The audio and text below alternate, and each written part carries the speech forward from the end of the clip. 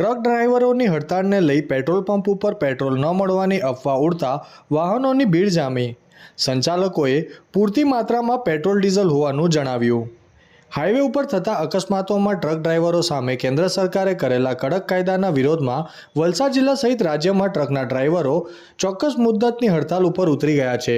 Truck ચાલકની હડતાળના બીજા દિવસે વલસાડ જિલ્લા સહિત સમગ્ર રાજ્યમાં પેટ્રોલ પંપ ઉપર વાહનોની લાંબી લાઈન જોવા મળી રહી છે। વલસાડ જિલ્લાના પેટ્રોલ પંપ સંચાલકો પાસે પૂરતા પ્રમાણમાં પેટ્રોલ હોવાનું જણાવ્યું હતું। સાથે વાહન ચાલકોને પૂરતા પ્રમાણમાં પેટ્રોલ ડીઝલ સહિત તમામ જથ્થો મળી રહેશે તેવી વાહન ચાલકોને સમજ પણ પૂરી પાડી હતી। પેટ્રોલ પંપ સંચાલકો પાસે પોતાના ટેન્કર અને પોતાના પગારદાર ડ્રાઈવર હોવાથી તેમજ પોતાના ડ્રાઈવરોને કાયદાની જરૂર સમયે જ આપી હોવાથી પેટ્રોલ પંપ ઉપર પૂરતા પ્રમાણમાં પેટ્રોલ અને ડીઝલનો સ્ટોક આવી રહ્યો હોવાનું જણાવી રહ્યા છે।